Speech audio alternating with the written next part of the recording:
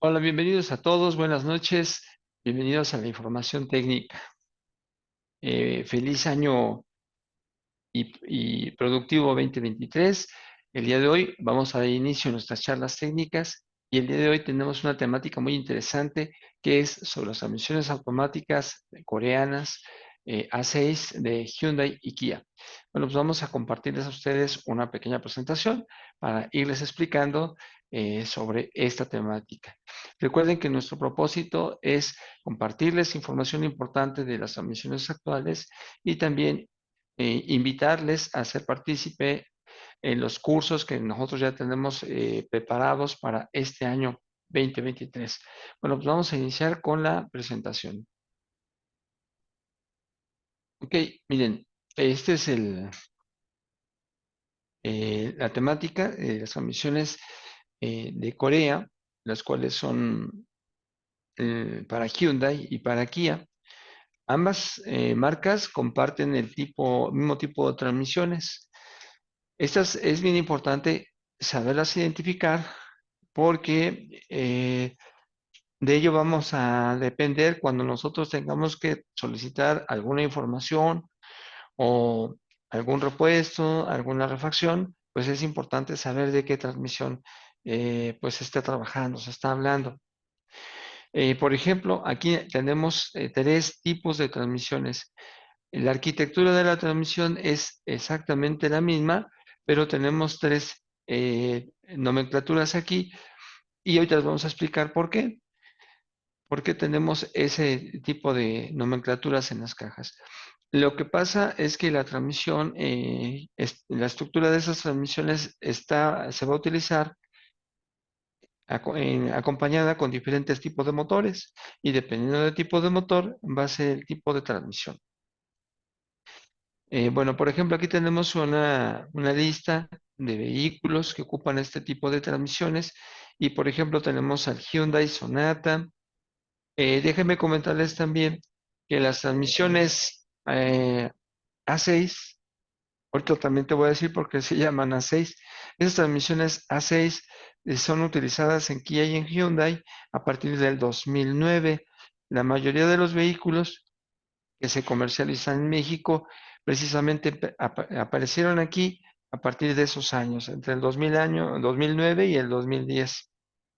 Entonces ya cuando llegan estos carros por primera vez a México, ya tienen montadas estas transmisiones. Bien, entonces tenemos, por ejemplo, a la Hyundai Sonata, como habíamos comentado. Uno de los más conocidos por nosotros es el Hyundai Elantra, pero también tenemos Hyundai Tucson, Hyundai Accent, algunos i10, al Gran i10, eh, la Santa Fe, por ejemplo, también de Hyundai. Hay una lista muy grande de vehículos de Hyundai que tienen utilizar esta transmisión. Y en el caso de Kia, pues los más comerciales son el Sportage, Optima, el Kia Soul, el Kia Rio, por nombrar algunos de los vehículos que ocupan este tipo de transmisiones. ¿Ok? A6 se refiere a que estamos hablando de una transmisión de 6 cambios. Y las diferencias que vamos a tener con esta pues transmisiones, ahorita se las vamos a comentar. Vamos a encontrar también dónde encontrar la identificación de las cajas. En muchas partes de la transmisión podemos encontrar el modelo de la caja. Y esos modelos ahorita los vamos a mencionar. Ya lo mencionábamos aquí en la portada, por ejemplo, en el caso de la A6GF1, A6MF, A6LF. eh, de acuerdo al tipo de motor, vamos a encontrar, por ejemplo, una caja A6GF o una A6MF o una A6LF. La transmisión, por ejemplo, A6GF, esa es una transmisión que vamos a encontrar cuando el vehículo ocupa un motor que que es por debajo de 2 litros, de una cilindrada menor a 2 litros. La A6MF1, bueno, esa la vamos a encontrar acompañada con motores de 2 litros o 2.5, por ejemplo. Y la A6LF esa la vamos a encontrar, por ejemplo, en vehículos que tienen motores V6, ya con motores de un cilindraje mayor. ¿Ok? Y como comentábamos, es que esto es muy importante para que cuando nosotros pidamos información o pidamos alguna refacción y que esa refacción no vaya a ser equivocada, ya que de acuerdo a la transmisión es su tamaño, es su dimensión, entre más, por ejemplo, la 6GF1, pues vendría siendo la transmisión más pequeña, la A6MF, la transmisión mediana, y la ALF, pues sería la transmisión de mayor tamaño.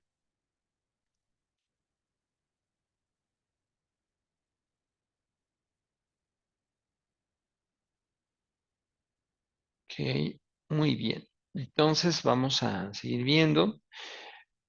En algunas transmisiones, sobre todo en el caso de las transmisiones de Kia, podemos encontrar el número de la transmisión por todos lados, en la tapa delantera, en el housing, en la tapa trasera. Sin embargo, para el caso de algunas transmisiones de Hyundai, ese número, ese nombre de la transmisión, a veces está más oculto. Tienes que checar todas las partes de la caja para encontrarte el nombre de la caja. No lo mismo con Kia, que en todas partes encontramos el nombre de la transmisión. Y en algunos casos tendríamos que basarnos en un número que viene en la parte, ya sea delantera o en la parte mediana del housing. Ahí vienen otros números que dependiendo de la letrita con que inicia este número, bueno, pues ya podemos saber si es una A6GF1, A6MF1 o A6LF. ¿Ok? En un ratito más le voy a comentar esa manera de encontrar el código correcto de la transmisión. Eh, bueno, aquí lo tenemos, mira. El A6GF1 con un motor desde 1.2 hasta 2 litros. La capacidad de torque es de 160 libras-pie de fuerza. Para la A6MF1 y 2, los motores en 2.0 o 2.4. Y para estos motores, la capacidad de torque que va a recibir la transmisión es de 170 libras-pie o 210 libras-pie de fuerza. Para la A6LF1 y 2, que ya habíamos comentado, estas son para motores 3 o 3.8 litros y su capacidad de torque, bueno, es de 245 a 400 libras-pie de fuerza. ¿Ok? Como lo habíamos comentado, la transmisión de menor capacidad es la A6GF, la de menor capacidad o capacidad mediana es la A6MF y la de mayor capacidad es la A6LF. ¿Ok? Pero hay diferentes versiones. Por ejemplo, hay A6MF1 y MF2. En el caso de la A6LF también tenemos versión 1 o versión 2. Entonces, todo esto va dependiendo del tipo de motores con las que van acompañadas las transmisiones. Bien, en capacidad de aceite, pues bueno, estas transmisiones tienen una capacidad de 7.5 litros y el tipo de ATF que se va a ocupar es el ESP4, ya sea para Kia o ya sea para Hyundai, es el tipo de aceite. Si solo se hace el cambio de aceite, si solo se drena el aceite, no se va a colocar, no se va a llenar completamente la transmisión, entonces ahí se utilizarían solo 5 litros. Completa la transmisión, cuando está completamente vacía, tendríamos una capacidad entre 7.5 a 8 litros, eh, dependiendo de la caja en específico, por ejemplo. Y ¿dónde vamos a poder medir el aceite? El aceite se mide en este tapón que tenemos aquí y vamos a ocupar un cuadrado de 3 octavos u 8, 3 octavos me parece. Ahí vamos a girar, no vamos a girar una vuelta completa de este tapón. Es un tapón que vamos a girar poco más de 90 grados para poderlo extraer y en ese tapón vamos a poder saber si el nivel de aceite de la transmisión es correcto. Para agregar el fluido, Ese se va a agregar en la parte superior. Aquí hay otro tapón más en esta parte de acá arriba, y aquí es donde nosotros vamos a poder colocar el fluido. Es precisamente donde se encuentra la manguera de la respiración. Ahí hay un taponcito en donde vamos a agregar el aceite. Ahora, para poder ser correcta la medición del nivel del aceite, bueno, pues este tiene que estar a 60 grados. Es decir, tú tienes que checar con tu escáner, tú tienes que checar que el aceite, que la temperatura del ATF esté cercana a 60 grados, para que cuando tú retires el tapón, que está en la parte de abajo, pues sea correcta y precisa la medición del aceite. Muy bien, este tipo de información pues es bien importante y es básica.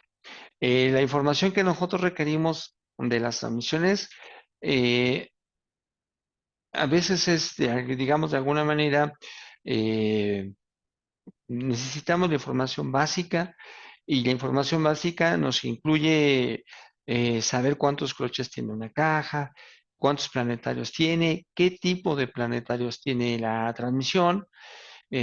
Ahorita vamos a ver parte de ello, pero a veces también necesitamos información más profunda.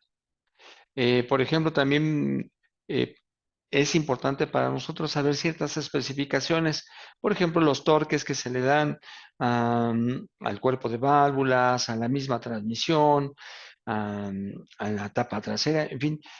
También es importante otras especificaciones como el juego que lleva cada uno de los cloches que tiene la transmisión, eh, la tabla de aplicaciones, ¿ok? Hay ciertas informaciones que, vamos a decir, son muy básicas y que nosotros debemos de conocerlas mínimamente. Es decir, para que yo pueda trabajar con una caja y sentirme con confianza y con seguridad, vamos a requerir de cierta información, ¿ok? Todos sabemos que por nuestra experiencia de tiempo que tenemos trabajando en las cajas, pues no me va a ser difícil desarmar y armar una caja, como hemos desarmado pues, un sinnúmero de transmisiones. Sin embargo, para poder ser más certero, más exitoso, más sensible a la caja, pues es que ahí se necesita la información, sobre todo cuando una transmisión llega con un problema. Hay veces que las transmisiones llegan con problemas y no nos es difícil trabajar con ellas, porque al desarmar la caja nos damos cuenta cuáles son los problemas que tiene. Por ejemplo, podemos encontrar un pistón roto, una liga dañada, discos ya sin pasta. Hay ocasiones que lo que nosotros vemos al desarmar las transmisiones es el uso de los componentes y obviamente su desgaste. No, muchos componentes no están mal porque por causa de una falla, sino muchas veces los componentes simplemente lo que vemos es que están desgastados. Y ese desgaste pues es natural, es un desgaste que es consecuencia del uso. Normalmente cuando nosotros vemos ese tipo de cosas en las transmisiones, pues sabemos que al reemplazar, por ejemplo, el kit de la transmisión, pues esta va a volver a funcionar de manera correcta. Pues el problema que encontramos en ella solo es desgaste. Y cuando hay desgaste quiere decir que todos los sistemas de la caja estaban trabajando de manera correcta. Y el volver a armar la transmisión sin siquiera saber su tabla de aplicaciones, cómo se llaman los cloches y mucha información, no va a ser necesaria, pues muchas veces al reemplazar el kit, echamos a andar la transmisión y esto empieza a trabajar de manera correcta, ¿sí? Ya que tal vez no se necesitó tanto para que la transmisión estuviera funcionando de manera bien de nuevo. Es decir, las circunstancias nos dicen, si no tienes componentes demasiado dañados, solo desgastados, y estas transmisiones son muy recientes, son muy actuales, pues a lo mejor cambiando esos componentes vas a poder volver a echar a andar esta caja sin que ésta te genere mayor problema. ¿Ok?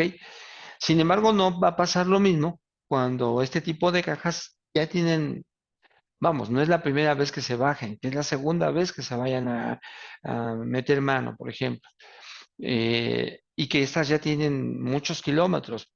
Podemos hablar que ya tienen 150, 160.000 kilómetros, la situación va a ser diferente, ¿verdad? Porque ya vamos a encontrar, por ejemplo, algunos cloches ya quemados, mucha rebaba en el aceite, y entonces ahora sí, vamos a saber que dentro de la caja ya no hay no nada más el desgaste natural, sino ya hay ahí problemas.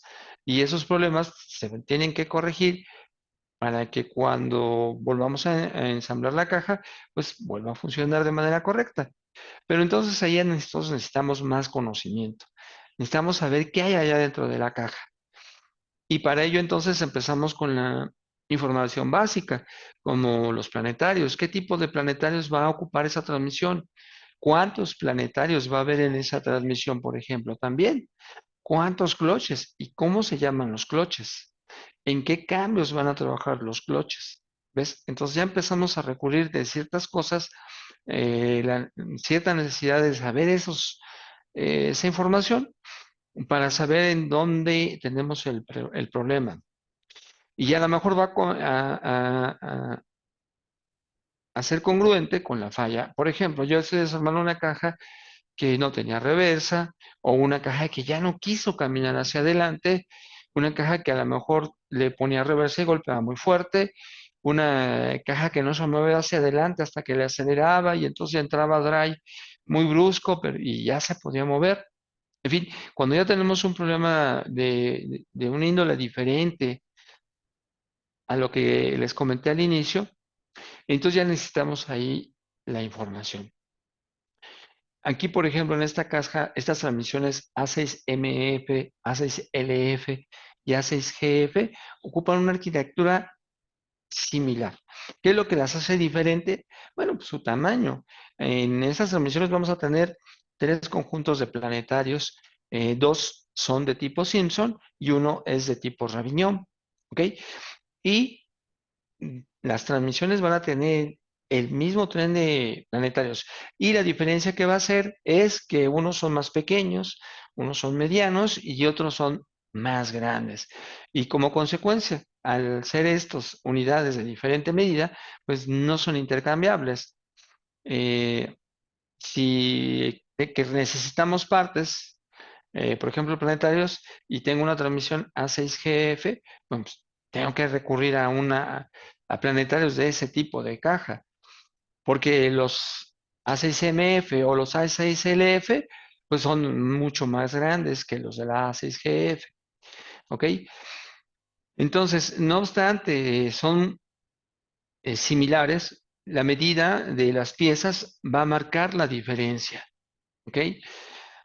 A lo mejor si tú los ves, vas a decir, ah, no, pues se parecen, son iguales en el aspecto físico, pero ya en la medida, visualmente se pueden ver iguales, pero ya en la medida va a haber la diferencia. Unos van a ser más chicos, otros van a ser más grandes. Y lo mismo va a ocurrir, por ejemplo, con los cloches. Esta transmisión, por ejemplo, va a tener solo dos cloches de torque. Estos cloches de torque son, uno lo vamos a encontrar en la parte enfrente y otro lo vamos a encontrar en la parte trasera. ¿Ok? También va a ocupar un sprague y va a ocupar tres componentes de freno, tres frenos, tres embragues de freno. Bien, esta es la tabla de aplicaciones, mira. Los elementos de torque están aquí y los elementos de freno se encuentran en el lado derecho. Entonces, para parking y neutral no tenemos ningún elemento aplicado. En Drive 1 tenemos dos elementos aplicados, pero esos elementos que están ahí aplicados son ambos, son componentes de freno. Uno de ellos es un embrague que se llama underride, entonces ya sabemos que uno de los cloches de freno de esta transmisión se llama underride, y el segundo elemento que nosotros necesitamos para que la transmisión se encuentre en primera es el sprague, ¿ok? Cuando la transmisión está conduciéndose en segunda, entonces vamos a ocupar dos elementos que también van a ser de freno. Y estos dos elementos de freno son eh, el embrague de freno de segunda a sexta y el embrague de freno de underdrive, que ya vimos que también se aplicó en primera. ¿Ok? Entonces, con estos dos elementos, la transmisión ya está trabajando en segunda. Para cuando la transmisión hace el cambio a tercera, entonces ya vamos a ocupar el primer embrague de torque. Y ese embrague de torque se llama tercera quinta reversa. Este sí, ya nos está diciendo en qué momentos va a ser utilizado. En tercera, no en primera, no en segunda, en quinta y en la reversa. Y en tercera, el embrague de freno que se va a ocupar es el embrague de underdrive. En el cambio de cuarta, cuando la transmisión hace el cambio a cuarta, entonces vamos a ocupar los siguientes embragues. En clutch de torque de overdrive, pues ya conocemos los dos embragues de torque de la transmisión porque decimos que solo tiene dos, tercera, quinta reversa y overdrive. Y se sigue utilizando el embrague de freno de underdrive, que como ya vemos aquí, se ha ocupado desde primera hasta cuarta. Ajá, ese ha sido el componente de freno en esta transmisión que se ocupa de primera a cuarta y otro más que se ha utilizado es el de segunda a sexta. Bien, ahora, cuando el vehículo, cuando la transmisión hace el cambio a quinta, tenemos los dos embragues de torque trabajando, el de tercera a quinta reversa y el de overdrive. En este caso no tendríamos ningún embrague de freno utilizado. En sexta, cuando la transmisión se encuentra en sexta, entonces tendremos el embrague de overdrive y el freno de segunda a sexta. ¿Ok? Entonces ya tenemos ahí todos los cambios que se hacen cuando el vehículo se conduce hacia adelante. Si ponemos la transmisión en reversa, bueno, el embrague de torque va a ser tercera, quinta reversa y el de freno va a ser el embrague de baja reversa. Entonces ya conocemos aquí todos los embragues de freno. Va a ser baja reversa, va a ser segunda, sexta y underdrive. ¿Ok? Entonces, con estos cinco elementos que va a ocupar la transmisión, vamos a tener todos los cambios. ¿Ok? Eh, la tabla de aplicación siempre es para nosotros una información muy importante porque muchas veces es el origen del diagnóstico. Cuando una transmisión tiene un problema, tiene una falla, por ejemplo, no tiene primera, por ejemplo, no hay segunda, por ejemplo, patea tercera, por ejemplo, patina la cuarta, pues siempre hay un elemento que puede ser el causante de ese problema. Y podemos, con la tabla de aplicaciones, identificar cuál podría ser el causante del problema. Si, por ejemplo, no tengo reversa, tengo dos opciones. Puede ser el embrague de torque de tercera, quinta reversa, o podría ser el caso del embrague de freno de baja reversa. ¿Ok? Pues tengo dos opciones por las cuales no tengo reversa. Al menos la tabla de aplicación me dice que uno de ellos dos, si no hay reversa, uno de ellos dos no está aplicado. Lo cual no quiere decir que esté quemado o que no sirva. Simplemente la tabla me dice, ese embrague no está aplicado. Eh, ¿A qué me refiero? Por ejemplo, yo podría decir que el embrague de tercera y quinta reversa no es el problema de la reversa, porque el carro camina bien hacia adelante. Y ese mismo embrague se está ocupando en tercera y se está ocupando en quinta. Entonces, si el carro hace los cambios hacia adelante bien, pues descartaríamos el de tercera, quinta reversa. También yo podría descartar en un determinado momento si el embrague de freno de baja reversa está bien o está mal. ¿Cómo lo haría yo? Bueno, pues pongo el carro en drive. ah, en algunos vehículos es un poco complicado porque muchos carros ya no tienen, por ejemplo, tú cuando lo pones en drive ya no lo puedes pasar a segunda, tercera o a primera. Es decir, ya no tienes cambios manuales, sino que más bien, si yo quiero hacer cambios manuales, lo tendría que hacer a través del Tiptronic, a través de los cambios manuales, ah, la opción manual que tiene la transmisión. Vamos a suponer que la transmisión sí tiene drive, tiene tercera y tiene primera. Entonces, ¿cómo puedo yo saber si baja reversa está bien o está mal? Ah, bueno, pues puedo poner tercera, lo bajo a segunda manual y luego lo bajo a primera manual. ¿Ok? Entonces, el carro va a avanzar, y cuando yo ponga segunda manual va a ir bajando su velocidad. Cuando yo ponga primera manual va a bajar drásticamente la velocidad. Si eso sucede, yo podría decir que baja reversa está bien, porque baja reversa se va a ocupar cuando yo haga una aplicación en primera manual. Cuando el conductor hace una aplicación de primera manual, entonces va a trabajar en baja reversa, este embrague de freno en lugar del sprague. Y como consecuencia, cuando yo aplique esa velocidad, el vehículo va a tener una caída de velocidad drástica. Si es así, entonces yo podría descartar que el embrague de baja reversa está mal. Al contrario, podría decir que está bien. Y entonces me va a quedar una duda. Si ya descartaste que tercera, quinta reversa está bien y que baja reversa está bien, entonces ¿por qué no tenemos reversa? Ah, bueno, entonces ahí el problema podría ser el cuerpo de válvulas.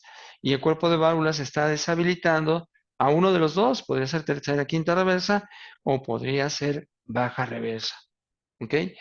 De cualquier manera, todas las transmisiones electrónicas tienen la capacidad de inhibir, de cancelar la reversa bajo ciertas condiciones y para lograr eso se ocupa un solenoide. Por eso les decía que a lo mejor eh, mi reversa está ausente, pero no necesariamente puede ser consecuencia de que un embrague esté dañado. Esa es una opción, un embrague que esté mal, pero la otra opción es el cuerpo de válvulas, sobre todo si el vehículo no tiene problemas para conducirse hacia adelante, solamente reversa, bueno, pues entonces ahí la opción sería que el cuerpo estuviera fallando. Ahora, si yo tuviese un problema en segunda y primera está bien, bueno, aquí es más fácil encontrar quién es el que está generando el problema. Si en primera tenemos a underdrive, lo mismo en segunda, y el único componente que tenemos en la diferencia es segunda-sexta. ¿Por qué es la diferencia segunda-sexta? Bueno, es que en primera tenemos un sprague, sin embargo el sprague es un componente mecánico. Es un componente mecánico que está ahí y que solo va a trabajar y va a reaccionar cuando el carro arranca en primera. Es decir, cuando solo tenemos el embrague de drive aplicado. Pues si nosotros aplicáramos segunda sexta, no vamos a borrar el sprague de la transmisión, sino que vamos a agregar ese elemento y el sprague, lo que va a suceder cuando entra segunda sexta, es que se va a convertir en un elemento que va a sobregirarse y que ya no va a participar en el cambio, en los cambios. Entonces, si en el caso de la segunda tuviésemos un golpeteo, un patinamiento o no hubiera segunda, el elemento sospechoso, el elemento culpable, por así decirlo, sería el embrague de segunda a sexta. ¿Ok? Entonces, además, si yo tuviese un problema en segunda, es muy probable que también lo tenga en sexta. Si, por ejemplo, el caso fuese un golpeteo, obviamente sería muy fuerte o más intenso en segunda y muy ligero en sexta. Tal vez a lo mejor ni golpearía en sexta. Porque si golpea en segunda, no golpea en sexta. ¿O por qué sería menor el golpeteo en sexta que en segunda? Bueno, la respuesta es porque conforme la transmisión va haciendo cambios, el torque del motor va disminuyendo. Entonces, si se disminuye el torque del motor, eh, en sexta, que es donde menos torque de motor tenemos, pues también disminuye la posibilidad de un golpeteo. ¿Ok? Entonces, para cada problema que tenemos hay una explicación y también podemos saber que es más intenso un fallo en ciertos cambios y menos intenso en otros cambios. Ah, por ejemplo, muchas veces también podríamos decir que el carro está regular de primera a tercera, pero en cuarta se siente que los cambios como que se quieren patinar.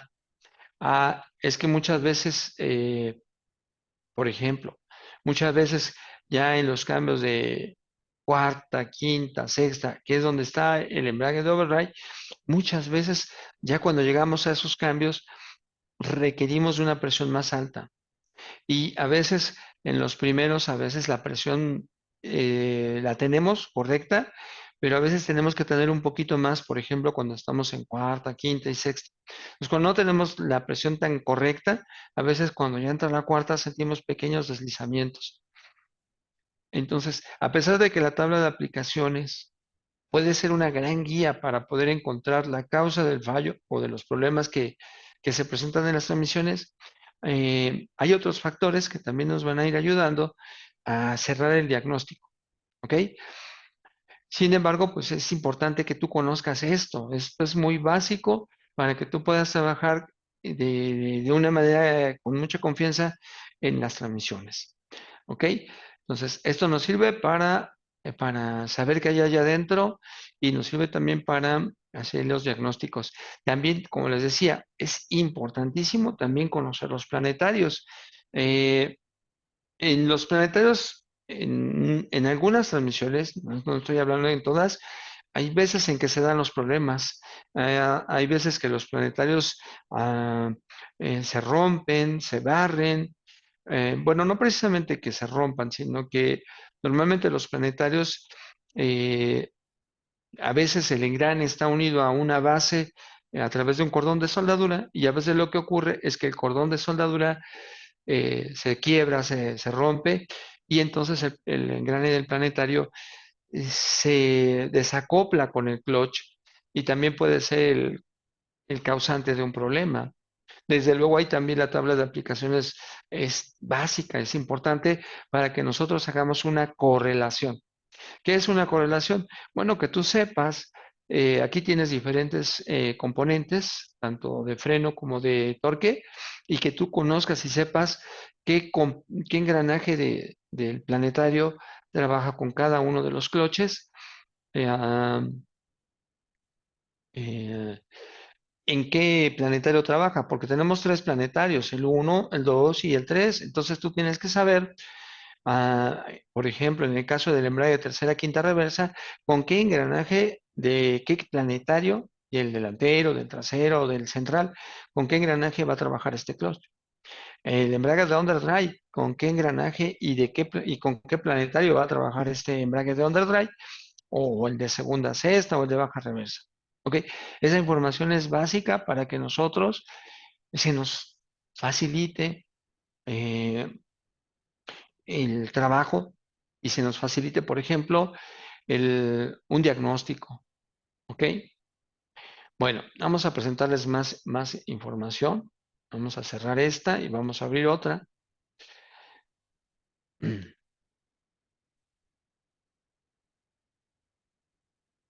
Tenemos otra, por ejemplo,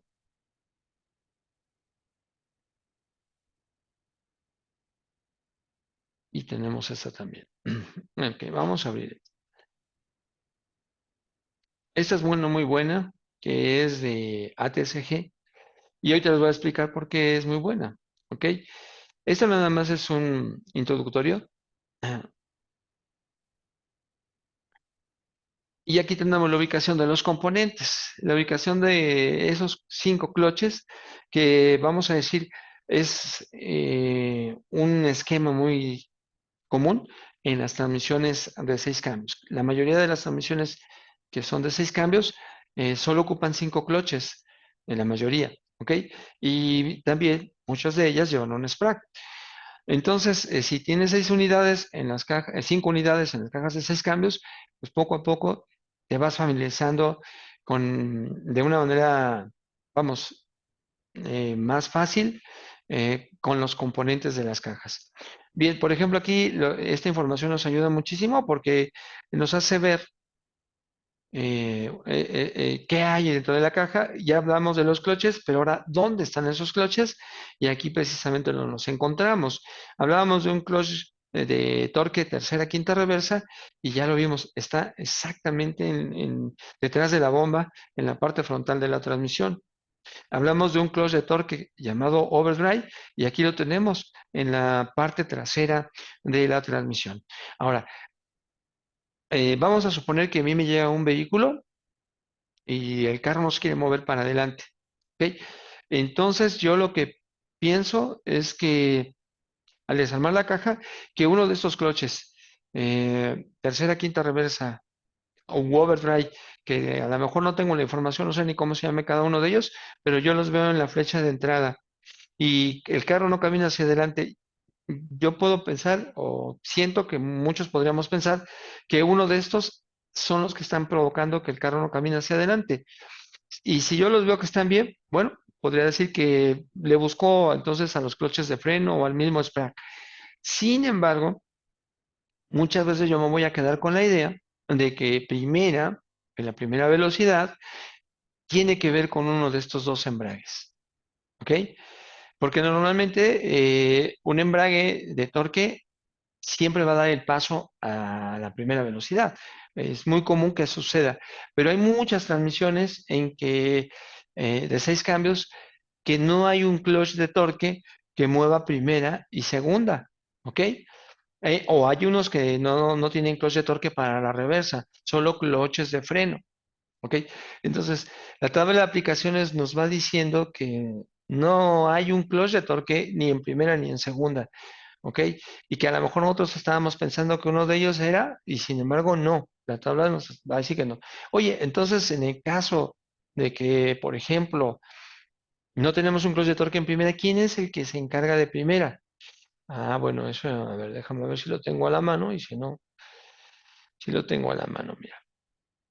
Eh, Primera y segunda, en esta transmisión, las va a mover este engrane.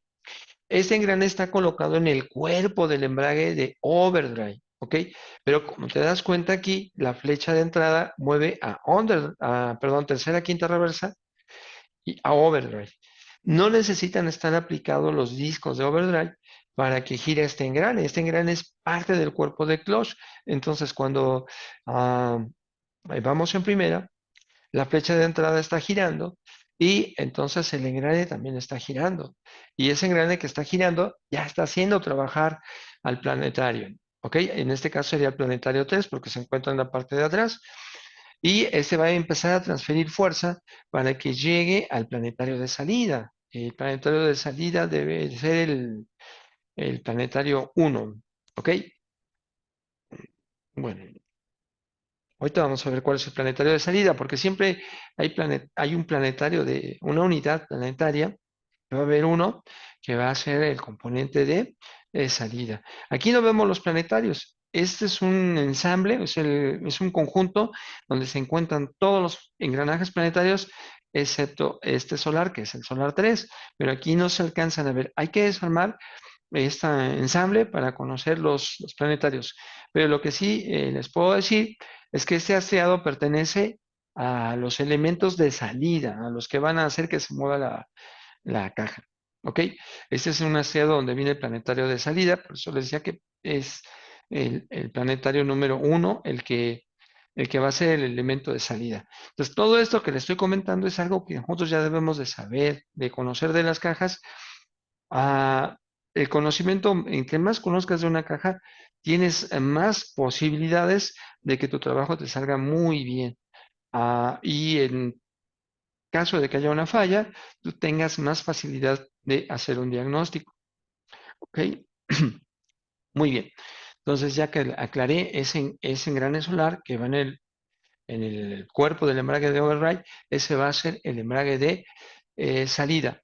Entonces, tenemos 3 frenos, segunda, sexta, que es una vez que yo ya quite el embrague de tercera, quinta reversa y que yo quite la bomba, me voy a encontrar dos cloches en la caja y uno de ellos va a ser el de segunda, sexta y el que está atrás de segunda, sexta es el de underdrive. El de underdrive en esas transmisiones es el más sensible de todos y es el que normalmente genera fallas, que genera ciertos problemas. ¿Ok? Muy bien, entonces ahí tenemos esto. Acá está el close del convertidor. Siempre a hoy día es un lío, es un problema luego solucionar estos problemas de close de convertidor. Que yo lo que les puedo decir es que aquí tenemos eh, técnicas, eh, eh, ayuda para que ustedes puedan salir fácil con los códigos de close del convertidor, ya que ese ha sido uno de nuestros trabajos. em, Hacer fácil ese tipo de cosas.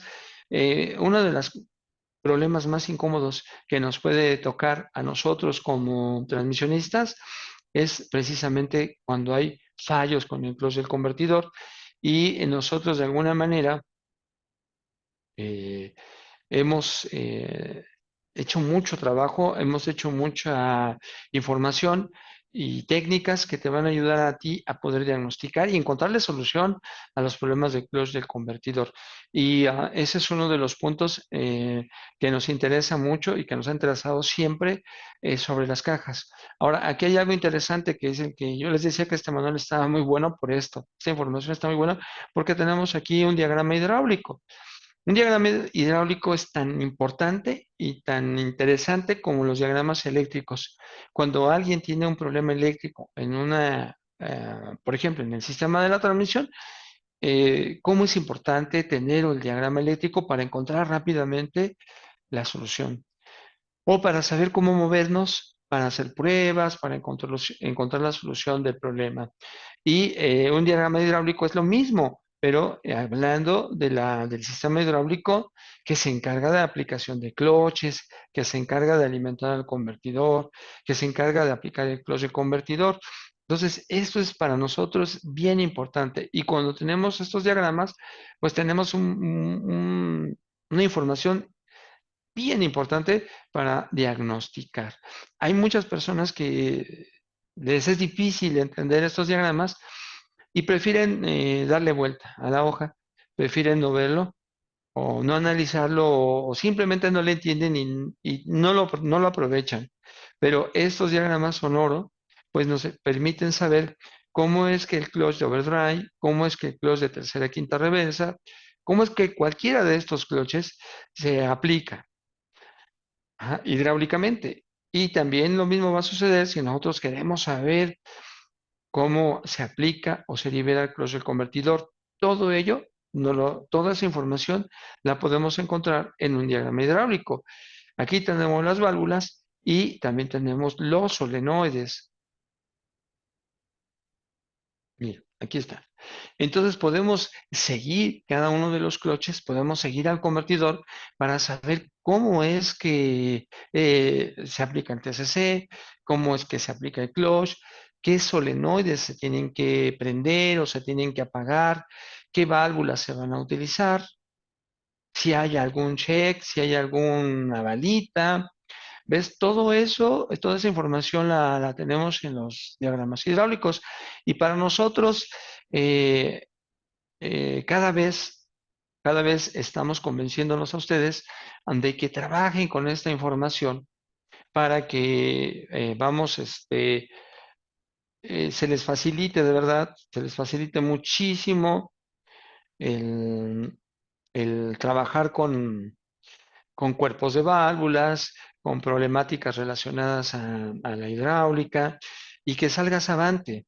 Mira, aquí tenemos, por ejemplo, el tipo de cuerpo que vamos a ocupar, el tipo de solenoides, y aquí también es bien interesante también aclararles a ustedes que como ya vimos que hay varias cajas, estas transmisiones también utilizan normalmente un cuerpo muy similar a este, pero la calibración de los solenoides va a cambiar, de tal manera que para ciertas transmisiones vamos a saber que el cuerpo es correcto por el tipo de color que tienen los solenoides. De acuerdo al color de los conectores de los solenoides, este podría ser para una 6MF1, si fuera en verde para una 6GF1, sí, o sea, dependiendo del carro, la transmisión, el color del conector de los solenoides va cambiando. Tal vez el cuerpo sea muy parecido, pero los solenoides van a ser diferentes. Y para ASIS GF1 existen dos cuerpos de válvulas. Este que es el que normalmente ocupan todas y hay otro que es ligeramente diferente. ¿Ok? Aquí vamos a ver y siempre les explicamos cómo desarmar el cuerpo de válvulas, qué es lo que hay adentro, ajá, todas esas partes, cómo se llaman las válvulas, pero como ustedes se dan cuenta, aquí las válvulas se llaman de diferentes maneras y el nombre de la válvula a mí no me dice qué es lo que va a hacer una válvula. Para que yo sepa qué es lo que hace una válvula, entonces ahí está lo interesante. Recurro al diagrama hidráulico. Ahí es donde yo ubico cómo se llama esta válvula, la ubico en el diagrama hidráulica y ya me doy cuenta cuál es su tarea, cuál es su función específica de cada una de las válvulas, con lo cual, cuando hay un problema, yo puedo ir directamente a buscar las válvulas que sé que tienen que ver con el problema y saber si se están atorando, si hay desgaste, etcétera, etcétera. Todos los cuerpos de válvulas modernos, pues ya vieron ustedes que tienen acumuladores y también son importantes los acumuladores porque la presión de un embrague también llega al acumulador al mismo tiempo. Y cuando un acumulador tiene problemas, tiene un resorte roto, tiene un anillo roto, si tiene un anillo roto, se va a perder la presión y va a repercutir en el embrague y puede causar un patinamiento. Si se rompe un resorte o si no le pusieron un resorte, pues ahí lo que va a suceder es que cuando se aplique ese clutch, vamos a tener un golpeteo muy fuerte, ¿verdad? Los resortes son para ayudar a, a amortiguar esa aplicación de un clutch y que no se sienta un cambio brusco. ¿Ok? Entonces aquí tenemos bastante información para tocar diferentes temáticas que hay en las transmisiones. En los cursos usamos muchísima información y la intención de los cursos que vamos a impartir en este año es profundizar más en precisamente en el sistema hidráulico, en los cuerpos de válvulas. Ya nos hemos dado cuenta que muchos han logrado un nivel muy bueno en el armado de las cajas, en el ensamble de los cloches, pero todavía les falta crecer un poquito, profundizar más en el sistema hidráulico. Hay veces que todavía les da miedo desarmar los cuerpos de válvulas o no encuentran el diagnóstico correcto en los cuerpos y prefieren mejor cambiarlos. También nos hemos dado cuenta que les ha faltado fuerza para salir bien con los problemas electrónicos. Y creo que se está congelando un poquito la pantalla. Y y nosotros, pues de alguna manera también queremos profundizar un poquito en el diagnóstico electrónico. ¿Cómo vamos a profundizar más en el diagnóstico electrónico? Pues ni más ni menos que lo vamos a hacer a través de el uso de equipo como amperímetros, como osciloscopios, como probadores, ¿sí? Una serie de herramientas que nos van a permitir a nosotros mejorar nuestra capacidad de diagnóstico, ¿verdad? Eh, si algo nos hace detenernos con los carros y a veces nos hace atrasarnos un poquito, es la habilidad en el uso de las herramientas los sistemas electrónicos e inclusive muchas veces en el saber interpretar los diagramas eléctricos, en el saber interpretar los diagramas hidráulicos. Quiero decirles que también en el sistema hidráulico hay herramientas y también nosotros necesitamos generar habilidad en el uso de, por ejemplo, cuando checamos los cuerpos de válvulas, pues muchas veces nos basamos en el uso de bombas de vacío, por ejemplo. Y y aquí les explicamos cómo usarlas, cuál es para el objetivo de usar una bomba de vacío. Eh, Les enseñamos a usar los diagramas hidráulicos, a hacer un diagrama hidráulico. ¿Ok? Eh, Todo eso va a ir complementándole a ustedes eh, su capacidad de trabajar con las cajas. Si ustedes ya son muy buenos, muy seguros en el armado, en el desarmado de las cajas automáticas, ya tienen esa pericia, esa facilidad de trabajar con ellas. Bueno, pues hoy día vamos a profundizar más con los sistemas hidráulicos, más con los sistemas electrónicos y obviamente lo vamos a hacer con dos cosas. Con la ayuda de los diagramas eléctricos o diagramas hidráulicos y con la ayuda de herramientas, desde luego, porque como les comentábamos ahorita, para empezar, tenemos que saber utilizar bien el diagrama eléctrico.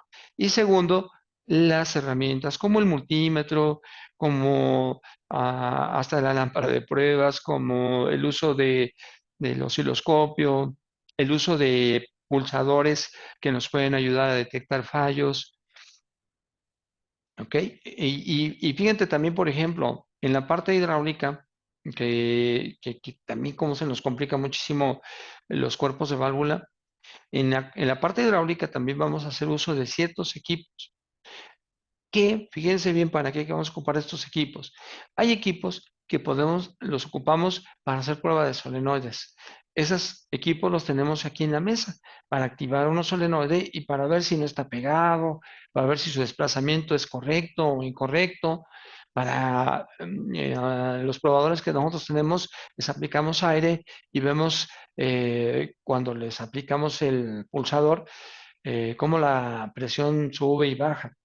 Y ya que los tenemos en la mesa y podemos manipular los solenoides, pues también lo podemos hacer en el carro. Es decir, yo puedo poner la transmisión en drive, desconectándome con la computadora y conectándome con el equipo, con los solenoides que están dentro de la transmisión para aplicar los cloches. Y entonces yo puedo variar la presión en un clutch para ver si al aplicar cierta corriente, cierta presión al clutch, aplica bien. Es decir, porque muchas veces tenemos la duda, oye, pero es que la tercera, ¿cómo golpetea? Y yo tengo que ubicar cuáles son los cloches de tercera y yo puedo aplicarlos también por fuera, con con los equipos, para ver si la aplicación de ese clutch se logra de manera, es decir, que en lugar de que golpee, aplique suavecito.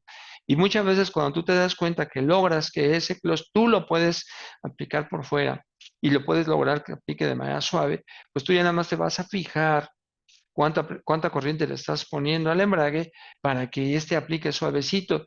Y ahora cuando el carro está trabajando, tú cheques cuánta corriente la computadora le manda al clutch y te des cuenta si por la corriente que la computadora le manda al clutch es la causa del golpeteo. ¿Ok?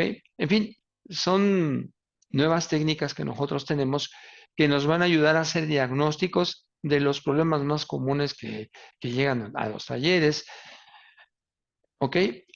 Pero, como volvemos a repetir, tenemos que profundizar más y el éxito o el logro de este trabajo va a ser que tú tengas herramienta, desde luego, y que dediquemos mucho tiempo o el tiempo necesario para que tú puedas entender dos cosas. Los diagramas eléctricos, que creo yo son más conocidos por todos. Todos hemos en algún momento trabajado con diagramas eléctricos, pero ya de alguna manera tenemos que ser un poquito más hábiles, por así decirlo. Y lo siguiente es también el uso de los diagramas hidráulicos. Ahí creo que tenemos una pequeña desventaja, pero nosotros lo que queremos es ayudarles a que se familiaricen y que tengan la habilidad, que generen la habilidad necesaria para trabajar con esos diagramas. Y si logramos esos dos objetivos en diagramas eléctricos y diagramas hidráulicos, estaríamos dando un paso más fuerte porque ya empezaríamos a usar la herramienta con objetivos muy específicos y en busca de ciertos puntos específicos. Y también hay otro objetivo que nosotros queremos compartirles y obviamente también yo creo que ese les va a interesar mucho, que es el sacar más provecho de los escáneres. Los escáneres, aparte de que nos ayudan a hacer ciertas pruebas e inclusive ciertas funciones especiales, tienen un conjunto de datos que muchas veces sirven para que nosotros hagamos un diagnóstico. ¿Ok? Y, por ejemplo, ahorita estas transmisiones que estamos platicando, que son de 6 cambios, ¿ok? Eh, Muchas de ellas no tienen problemas tan fuertes. A veces, cambiando, por ejemplo, el kit de una transmisión de estas, el vehículo otra vez ya empieza a jalar muy bonito. Y entonces eso nos va a permitir a nosotros conocer un poquito de sus datos. Y eso lo vamos a conocer con los escáneres. Muchos dicen, pero ¿para qué los escáneres si todo está bien? Bueno, tienes que tú escanear los carros que están bien para guardar una lista de datos, que ya les diremos cuáles son esas listas de datos, que te van a servir a ti para cuando llega un vehículo con problemas, ¿ok? Si el carro está bien y yo guardo los datos eh, de un carrito que trabaja perfectamente bien, esa información es oro, porque van a llegar otros fallando y yo puedo comparar esos valores, ¿ok? Muchas veces los carros fallan y no nos generan códigos, pero nosotros podemos observar los valores del carro que está bien comparado con los que están mal para poder ver que allá hay una diferencia. Y obviamente buscamos la causa de esa diferencia. ¿Ok? Entonces, vamos a trabajar mucho en esas partes para que nosotros tengamos material suficiente y cuando llega un vehículo por un problema, nosotros podamos hacer un diagnóstico de una manera más precisa y más rápida. ¿Ok? Aquí les voy a presentar una transmisión que es con la que vamos a trabajar en nuestro curso, que inicia el próximo martes, y que aquí la tenemos para que ustedes la conozcan y la vean. ¿Ok? Esta es una A6MF1. ¿Ok? Esas son las transmisiones de Kia. Esta es de una Sportage, de una Kia Sportage. Esa es una transmisión que encontramos por todos lados el nombre. Aquí, por ejemplo, podemos ver el nombre de la caja, que es una A6MF1, y que también nos indica que va a trabajarse con un motor de 2 litros. Esta es la que vamos a ocupar de conejillo de Indias. Es la que vamos a desarmar, le vamos a verla por dentro, a conocerla. Aquí está su tapita de ventilación, de respiración. Y como comentábamos, aquí mismo está el tornillo que te va a permitir agregar aceite si le hace falta a la caja. Acá tenemos su conector de solenoides que vamos a trabajar. Es un conector muy sencillito, pero que nosotros vamos a trabajar mucho.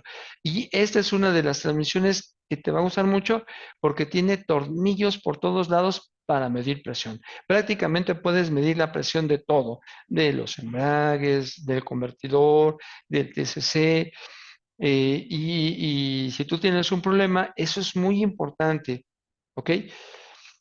Muy bien, entonces esto es lo que vamos a trabajar el día martes. Esperamos contar con todos ustedes, eh, con la mayoría de ustedes. Yo les voy a decir una cosa, las transmisiones normalmente eh, pueden tener 5 años sin generar grandes problemas, pueden llegar a tener kilometrajes de 120.000 kilómetros.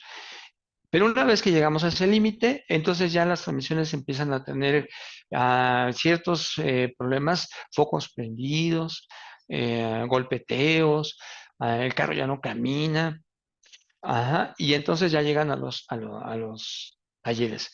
Entonces estamos hablando de que esas transmisiones aparecieron aquí de los años 2009, 2010. Ya tienen 10 años de estar aquí en nuestro mercado y muchas de ellas ya terminaron muchas transmisiones ya están eh, a, a punto de llegar a su punto límite de trabajo y va a haber bastantes vehículos que van a requerir de la reparación de su caja. Entonces hay que aprovecharlo. Como yo les comento, mi intención es prepararlos, que nos preparemos para cualquier cosa que pueda suceder, tanto eléctricamente como mecánicamente, como hidráulicamente, y que podamos salir bien, con mucho éxito en cualquiera de las problemáticas que pueda tener una transmisión. Muy bien, muchachos, pues yo les agradezco su presencia en esta primera charla técnica de las que pues tendremos más todavía. Ah, vamos a muchos, ya les hemos compartido el calendario de cursos que tenemos listo para este año 2023 y deseamos de verdad que tengan abundante trabajo y para que ese trabajo sea positivo y exitoso, pues qué mejor que iniciemos este año con un buen menú de capacitación y sobre todo esa capacitación que te explica de todo lo que hay dentro de una caja. ¿Ok? Pues muchas gracias a ustedes y los esperamos en la siguiente. Gracias a todos.